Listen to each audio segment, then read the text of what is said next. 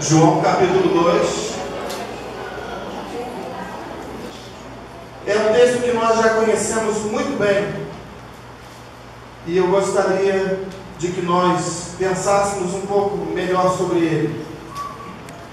3 dias depois, houve um casamento em Caná da Galileia, achando-se ali a mãe de Jesus. Jesus também foi convidado com seus discípulos para o casamento.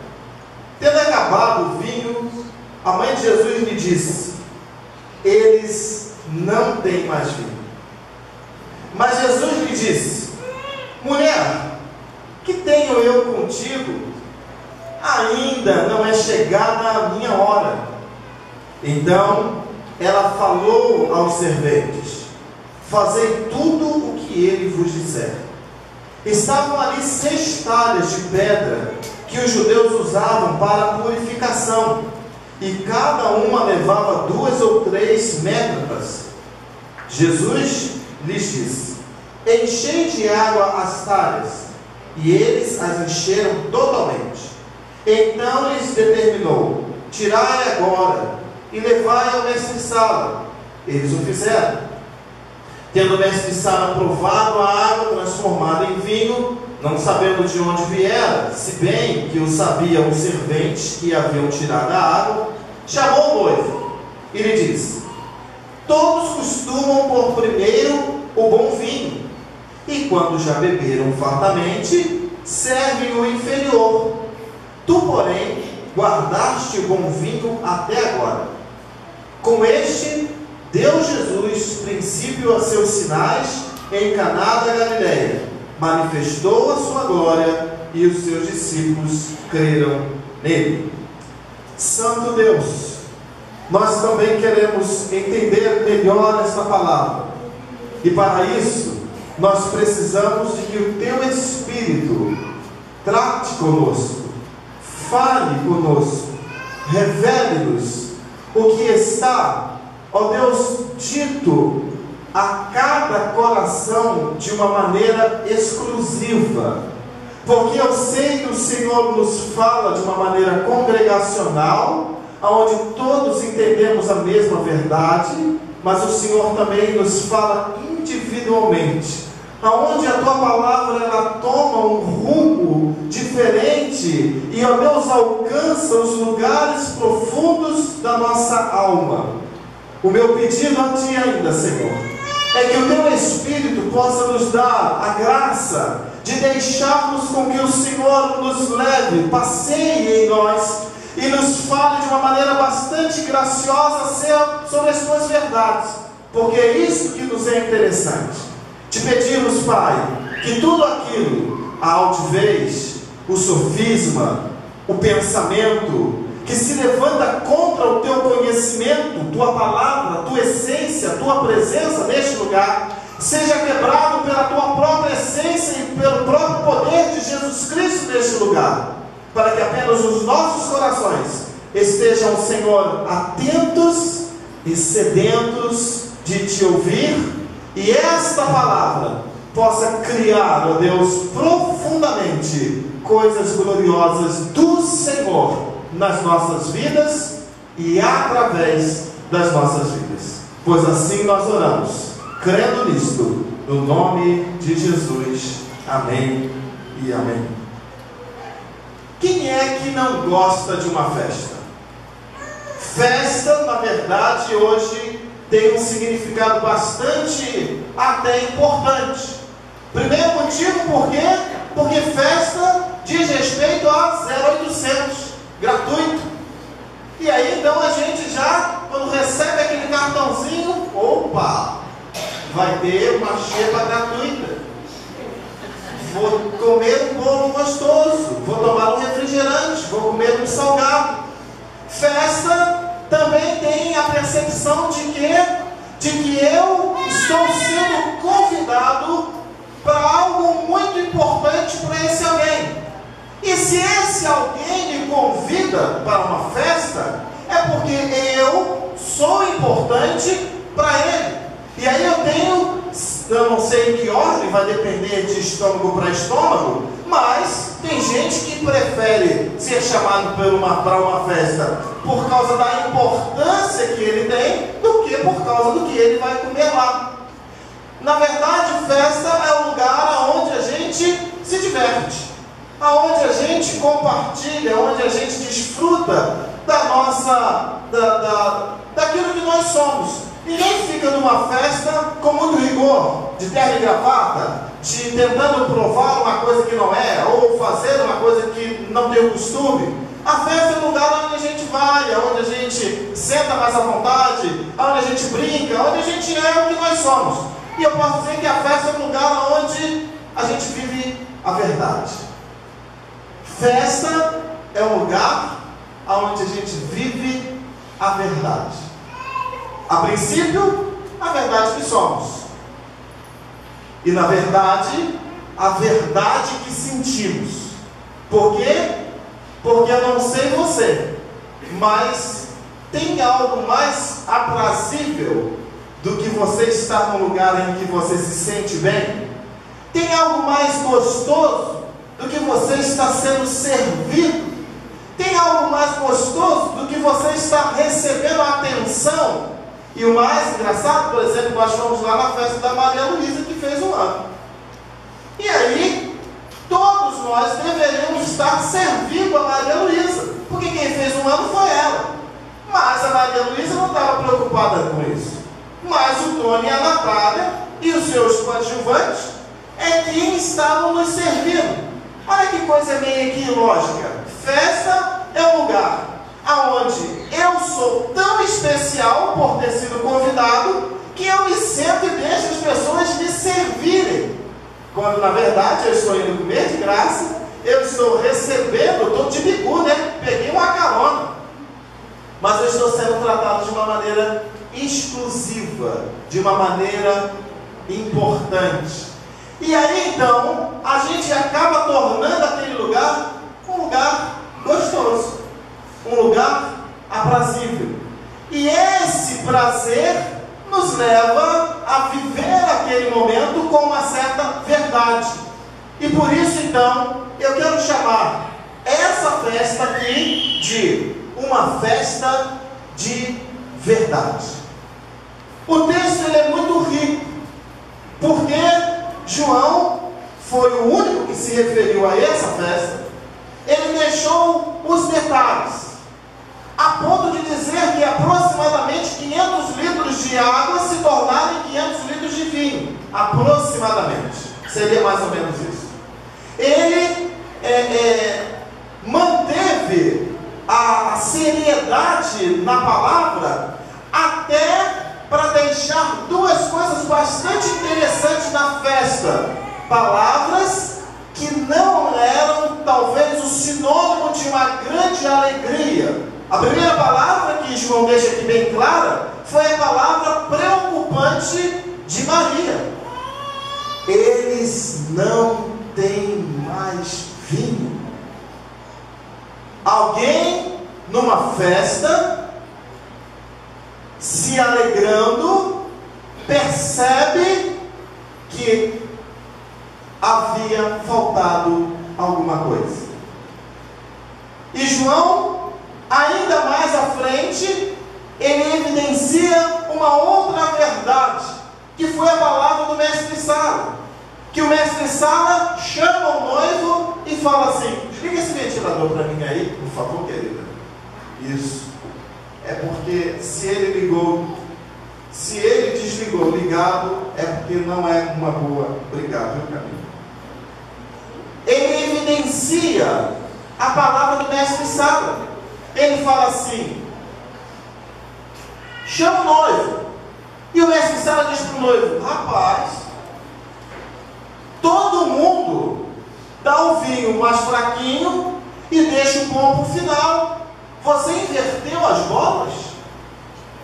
A conotação dessa frase, ela não é uma conotação de elogio, é uma conotação de espanto e não elogio. E João, ele se encarrega expressar de alegria verdades que estavam destoando daquilo que seria o momento. A festa de um casamento, a gente sabe como é que era. Eles eram bastante gastos no que dizia respeito ao festejar. Só que João também, ele foi muito gracioso. Deus deu a ele muita graça para perceber Jesus e como foi que Jesus conduziu aquela história. E a palavra de Jesus para Maria também não foi uma palavra lá, ó, que maravilha, ó, Maria, não tem problema não, Maria, está faltando vinho, mas não se preocupe, não. Maria aqui, ela percebe a carência social. E Jesus não estava preocupado com a carência social. Jesus estava preocupado com a carência espiritual, carência religiosa. Por isso ele disse para ela: mulher, o que eu tenho contigo? Entre aspas, ele talvez estava querendo dizer: mulher, olha só, a minha preocupação é com a cruz. Eu não estou muito preocupado se está faltando vinho ou não. Então, Jesus também trouxe uma palavra que a gente poderia estar em destonação com a festa, com a alegria. Por quê? Maria apresentou preocupação, o mestre Sala apresentou espanto, e Jesus apresentou uma certa exortação, tipo: Maria, meu mundo, minha vida, meu objetivo não é desse mundo. Minhas necessidades ou meus propósitos não se cumprem em apenas uma falta de vinho. Mas, ainda aqui realçando João, ele então começa a dizer o que é que aconteceu. Maria ainda disse, né, aos serventes: vai lá e deem ouvidos para tudo que Jesus disser. E Jesus então diz para ele: pega as talhas, faça com que elas enchem elas de água e levem ao mestre de sala para que ele prove a água. Queridos, a nossa vida, na verdade, o tempo que nós estamos vivendo, a igreja de Cristo, nós podemos chamá-la de a festa ou uma grande festa da verdade. Muitas vezes nós vamos vivendo a vida cristã e nós vamos acreditando que a vida cristã é uma festa sem os pormenores, que a vida cristã é uma festa aonde não há rupturas, aonde não há situações adversas, porque nós vamos percebendo que o poder de Cristo é algo fundamental e fenomenal. A graça de Jesus, ela nos alcança em um estado em que estivermos. O amor de Deus encobre uma multidão de pecados. E aí a gente então vai entendendo que a vida cristã é uma grande festa aonde não existem os pormenores. Só que quando a gente começa a olhar, e aqui há uma tipificação, tanto com o Antigo Testamento, quanto com a ressurreição, o milagre, o primeiro milagre, ele chama a atenção para muitas coisas. E uma coisa que a gente já pode frisar aqui, é exatamente a conotação do rio, do mar, da saída, da praga do rio do Egito. A gente se lembra do primeiro libertador, Moisés, que chega até Faraó e, usado por Deus, permite com que as 10 pragas chegassem para que o povo fosse liberto. E uma dessas pragas foi exatamente tornar o rio Nilo em sangue. As águas se tornaram vermelhas. O texto aqui, ele faz referência a este princípio de libertação, que ainda que estava para se haver uma festa, a festa precisava de passar por uma situação estranha. A libertação do povo do Egito o povo de Israel da escravidão egípcia, ela precisava de passar por questões indigestas. Você não acredita, e eu também não, que os israelitas ficaram lá aplaudindo as pragas de gafanhotos, de sapo, de mosca, do rio virando sangue, que eles ficavam alegres por causa daquela questão, as mortandades? Lógico que não. Havia uma tristeza geral, mas a tristeza geral aplicava-lhes a eles a libertação. Exatamente aponta para Cristo na cruz, uma tristeza geral, a morte do Filho de Deus, os injustos atribuindo ao justo a sua culpa. E quando Jesus morre na cruz, na verdade, há uma tristeza, a terra geme, há um quebrantamento, há uma desesperança. No entanto, ele viria a ressurgir. E aí deixa eu ver se você consegue me entender. Eu estou tentando fazer um paralelo das realidades que nós precisamos de passar para vivermos a verdadeira festa. Por quê? Porque o Nilo, as pragas, anunciavam a libertação do povo de Israel. A cruz, a coroa, havia cruzes, anunciava a libertação minha e sua. E nós fomos então selados pelo Espírito de Deus através de momentos difíceis. E aí então a gente chega a uma conclusão muito importante, que Deus, Ele torna caminhos gloriosos e excelentes e faz com que neste caminho haja os percalços. Na festa precisa de haver as situações contrárias. É na festa, por quê? Porque a festa aqui resume a verdade, resume a salvação, resume o que está completo. E é na festa que as situações aparecem, mas é na festa que Jesus se revela o que verdadeiramente Ele é. Algumas pessoas dizem assim: mas pastor, estar na igreja é sinônimo de libertação, é sinônimo de alegria, é sinônimo de cura, é sinônimo de transformação. E é mesmo. Por quê? Porque o Espírito de Cristo está neste lugar. E Ele vai se movendo e vai trabalhando exatamente dessa maneira na sua vida. No entanto, na maioria das vezes, Deus precisa deixar com que soframos alguma coisa, para que a gente entenda o tamanho da nossa necessidade, o tamanho da nossa pequenez e a grandeza de que Deus é.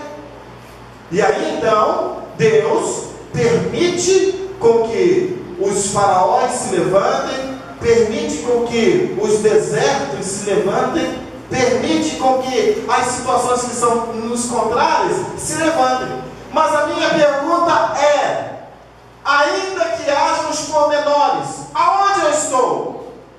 Na festa. E se eu estou na festa, eu preciso me comportar como alguém que está na festa. Abacuque disse uma coisa também muito interessante. Ele falou sobre a videira, e ele disse: ainda que não haja frutos na videira, todavia eu me alegrarei. O vinho, a falta do vinho para o judeu significa duas coisas muito importantes: comunhão e alegria. Comunhão por quê? Porque eles participavam da colheita das uvas em família, e aquilo gerava comunhão entre eles.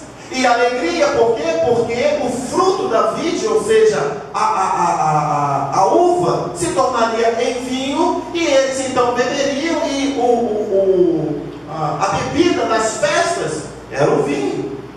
E aí então havia alegria. E Abacuque disse: ainda que não haja o fruto da videira. Eu entendo, irmãos, que nós precisamos de viver a festa, entendendo que algumas coisas podem sair do nosso controle, Mas quem é que está na festa se alegrando conosco? É o Senhor Jesus. E se é o Senhor Jesus que está comigo na festa, ainda que a palavra dele seja meio estranha, ainda que a palavra do meu vizinho seja meio estranha, ainda que a palavra da pessoa muito próxima a mim seja meio estranha, ainda que eu não perceba ou perceba que esteja alguma coisa meio estranha, eu estou na festa, e minha festa tem o seu príncipe, a sua pessoa fundamental, que é Jesus. E se Jesus está na festa, eu não tenho por que me preocupar. Com Cristo, há alegria. Com Cristo, há. Então, cabe a mim repousar o meu coração. O final dessa festa, o final desse casamento deve ter sido uma coisa assim maravilhosa. Porque alguns pensam que o vinho novo aqui era um vinho sem álcool, outros acreditam que era um vinho com um teor alcoólico muito maior. Não quero entrar no mérito da questão, mas o que eu quero enfatizar aqui é o milagre que aconteceu. Havia uma festa, havia uma alegria e havia necessidades. Será que a nossa vida não é assim? Será que a vida da igreja não é assim? Há uma festa, há alegria, há necessidades. Mas como é que nós vamos nos comportar? Como Maria, preocupada? O que ela revela para mim é exatamente isso, uma certa preocupação. Como mestre Sala, com, entre aspas, um semi-acusador, ou um julgador, ou um espanto. Não, nós temos que nos comportar como participantes ativos da festa. Tem vinho? Vamos beber. Não tem? Vamos nos alegrar mesmo assim. Tá bom? Vamos festejar. Não está? Vamos festejar mesmo assim. Sabe por quê, irmãos? Porque a igreja, ela não vive por vista. A igreja, ela vive por fé. A igreja, ela se lança sobre as necessidades que ela tem ao Senhor, segundo a fé que ela tem. E já disseram, quanto maior é a sua fé, maior é o seu Deus. E é uma grande verdade. Porque se a nossa fé é pequena, nós acreditamos em Deus de uma maneira muito irrisória. Mas Deus não é um Deus pequeno. Deus é um Deus grande. Deus é um Deus glorioso. Deus é um Deus exclusivo. E aí então a gente percebe exatamente. O vinho acabou. Vinho simboliza alegria, comunhão. E às vezes, irmãos, nós estamos vivendo uma igreja que hoje eu chamo de festa. Estamos vivendo a nossa vida cristã. E nós percebemos que começa a faltar algumas coisas. Falta alegria. E às vezes falta comunhão. Que posição nós vamos ter diante das faltas? Nós podemos nos levantar e acusar a teologia que vivemos e que pregamos. Podemos nos levantar e abandonar o evangelho que escolhemos para viver, porque nos faltou alguma coisa. Mas o que eu tenho entendido, queridos, é que o Espírito de Deus tem trago a igreja nesses dias para uma adequação ao tempo da escassez. Amados, eu preciso de lembrar a você que os grandes saltos das nações vieram, eu vou falar politicamente e socialmente. Se a gente falar sobre o Japão, se a gente falar sobre a Coreia do Sul, se a gente falar sobre os Estados Unidos, os saltos vieram depois de grandes calamidades. Grandes calamidades. Se a gente agora for falar do que diz respeito ao nível espiritual, a gente também pode falar sobre a Inglaterra, a gente pode falar sobre os Estados Unidos, a gente pode falar sobre o Brasil. As grandes calamidades provocaram uma grande ação de Deus, assim como uma grande ação econômica. Para quê?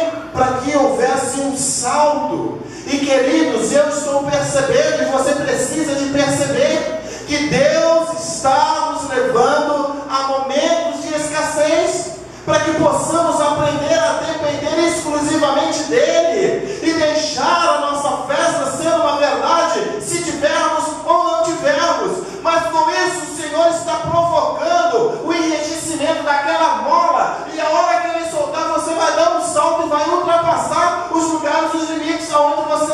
sendo impedido de chegar.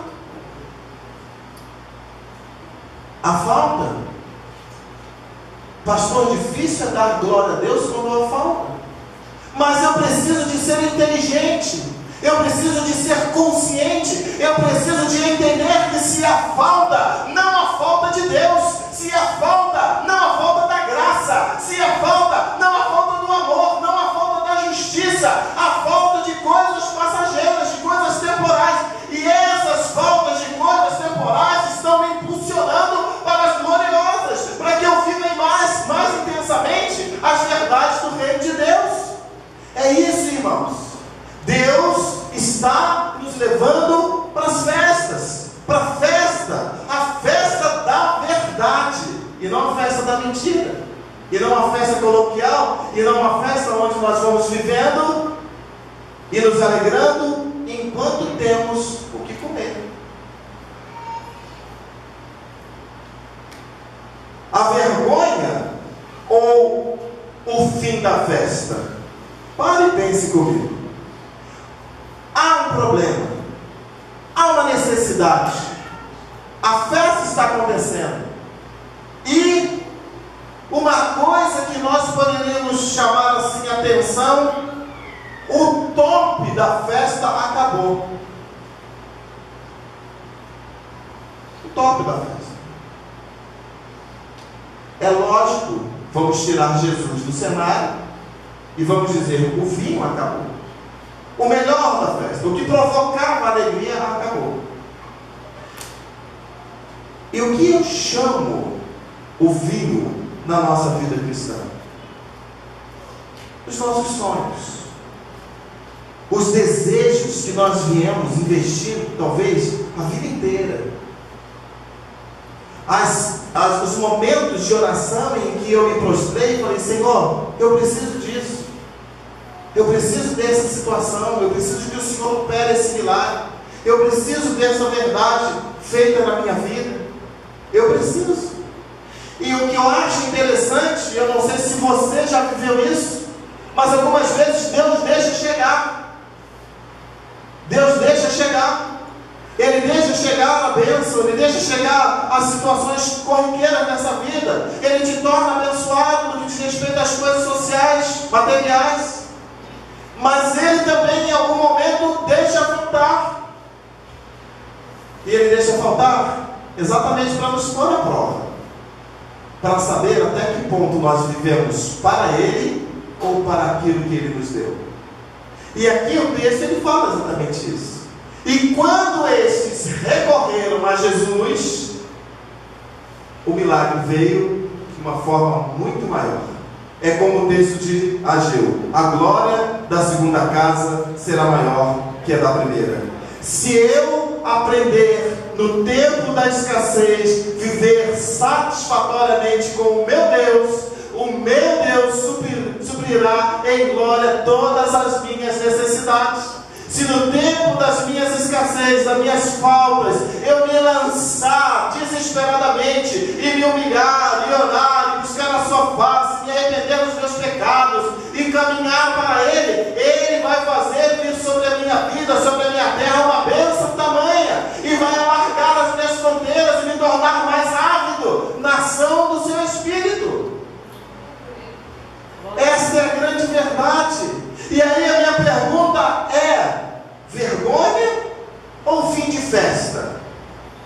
Faltou o fundamental. Ah, pastor, o meu sonho, aquilo que eu vim buscar na igreja e que eu encontrei, foi embora.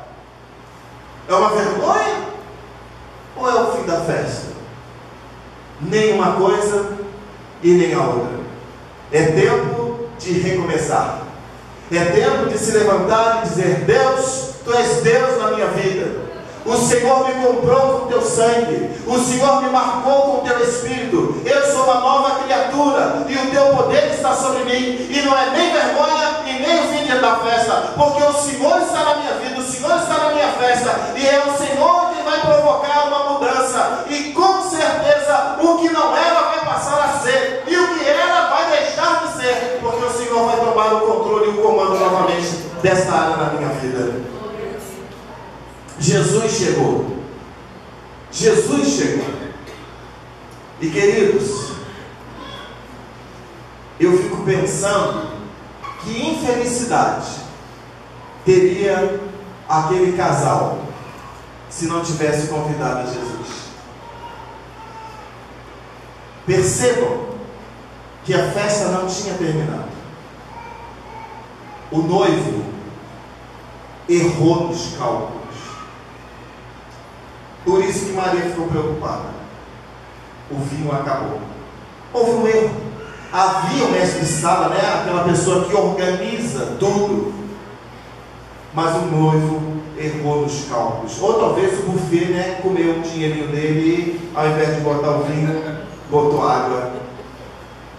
Mas o que a gente percebe aqui? O noivo errou no cálculo. Imagine se Jesus não tivesse chegado naquela festa. Imagine. O que teria acontecido? Vergonha, tristeza, decepção. E amados, vamos pensar na nossa vida. Imagina se Jesus não tivesse chegado na nossa vida.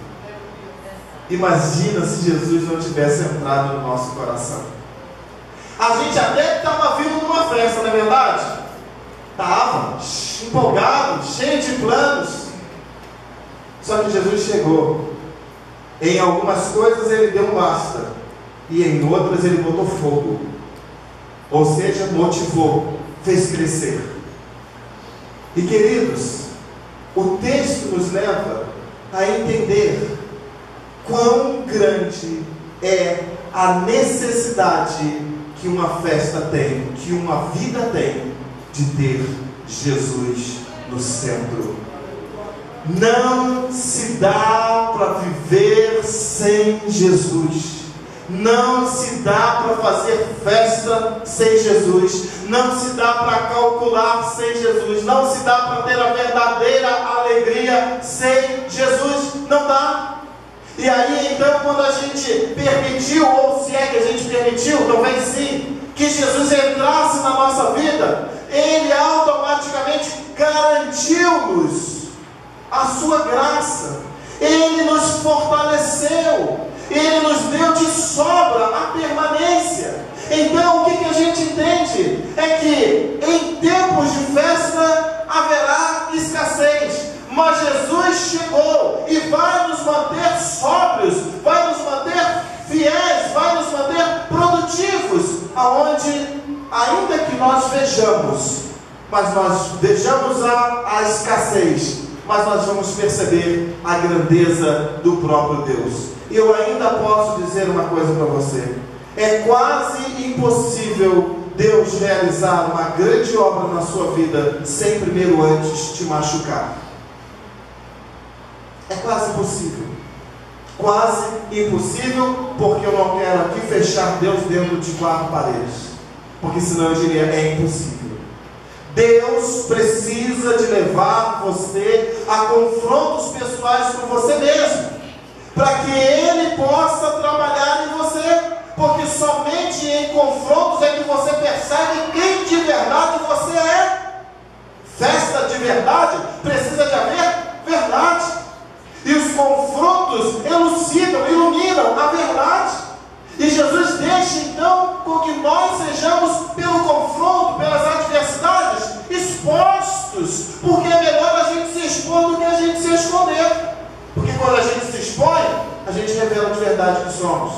E quando nós revelamos de verdade que somos, é que o Espírito de Deus começa a trabalhar de verdade na nossa vida. Não que Ele não tenha o poder, mas é que nós não deixamos. Nós nos omitimos. E nesse caso, Jesus, Ele chegou na nossa vida para permitir as situações adversas, para nos fazer entender quem somos, para que Ele possa fazer o nome dEle glorificado, possa santificar-nos e possa nos tornar melhores amanhã do que hoje. A festa, ela tem um início, mas a festa não tem fim. Jesus chegou e Ele quer fazer a multiplicação da água para o vinho.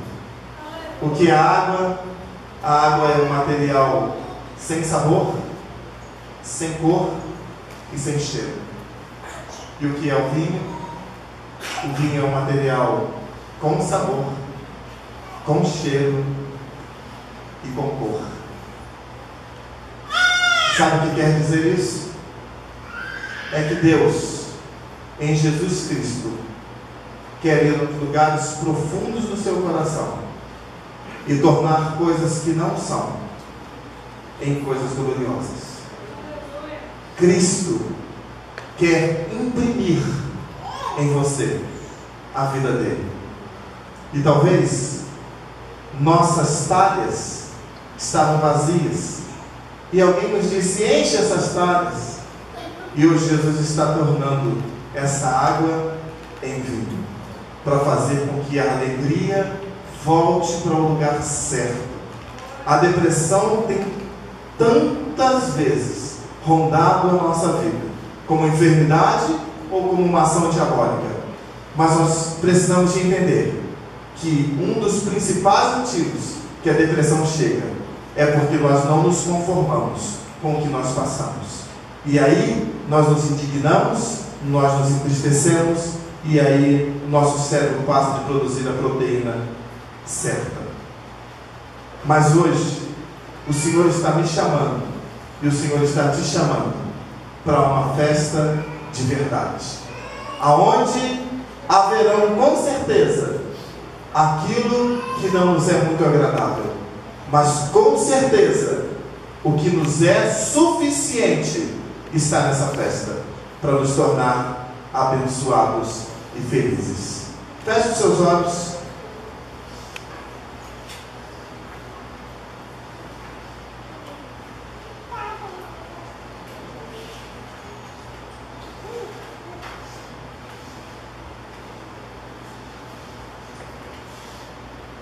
Pode ser que exista nessa noite alguém que deseja participar da festa de Deus, que até agora ficou vindo e vivendo pela sua própria festa, seus próprios motivos, suas próprias intenções, e você percebeu que a sua festa, ela não lhe trouxe vida, ela não lhe trouxe alegria. Mas hoje Jesus está aqui dizendo para você que existe um lugar na festa dele para você, que ele gostaria muito que você entrasse para dentro da festa dele, porque só nele você pode encontrar a verdadeira paz, a verdadeira alegria. E hoje o próprio Filho de Deus está distribuindo um convite para você. Ele está vindo e te entregando um convite para você ir na festa dele. E está te dizendo: olha, lá você vai viver a melhor de todas as festas e o melhor de todos os tempos que você já pôde viver na sua vida. E a escolha é sua: aceitar ou não. Mas eu quero crer que aqui existem pessoas, só existem pessoas que estejam desejosas a viver a festa de Deus. E se porventura até hoje você não viveu e você quer voltar a viver, levante a sua mão aonde você está, para que a gente possa orar para que isso se concretize no mundo espiritual sobre a sua vida. Entrar na festa de Deus é viver a vida de Deus. é dizer: Senhor, toma a minha vida, o meu coração, toma os meus sentimentos, toma os lugares profundos da minha alma e me dá a alegria da tua presença. Viver na festa de Deus é mesmo vendo as situações contrárias e não se deixando ser ameaçados por ela.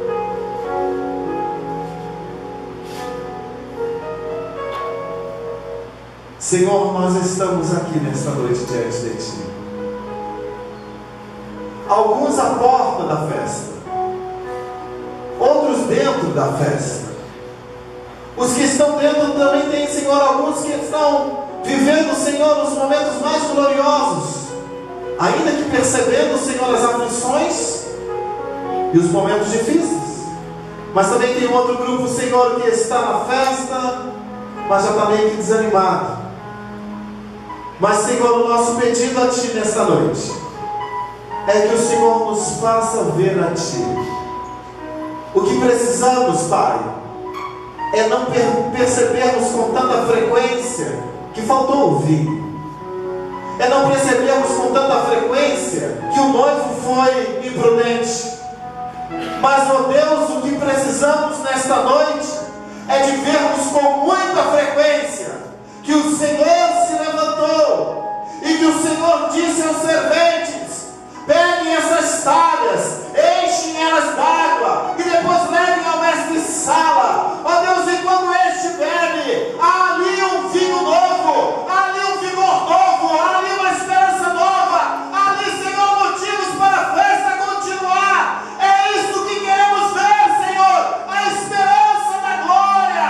É isso que queremos ver, a verdade que liberta. É isso que queremos desfrutar, Senhor, da Tua própria vida, do Teu próprio coração, da Tua própria verdade. Una-nos, ó Deus, nessa tão importante ação da Tua festa, e segura pelas nossas mãos, Senhor, para que o nosso coração não se atemorize, ó Deus, pelas situações adversas, mas que nós estejamos festejando e entendendo, ó Deus, que as adversidades, Senhor, são motivos, ó Deus, que estão provocando, ó Deus, uma ação maior, mais gloriosa e mais profunda do Senhor nas nossas vidas. Ajuda-nos, ó Pai, e levanta-nos para isto, pois, ó Deus, com gratidão, com louvor, Te somos gratos por deixar-nos participar da Tua festa, e preserva-nos nela, corajosos, prontos, fiéis a continuarmos vivendo a alegria do Teu reino, no nome de Jesus Cristo. Amém e amém. Deus te abençoe, Deus nos abençoe e nos faça viver com graça essa festa. Amém?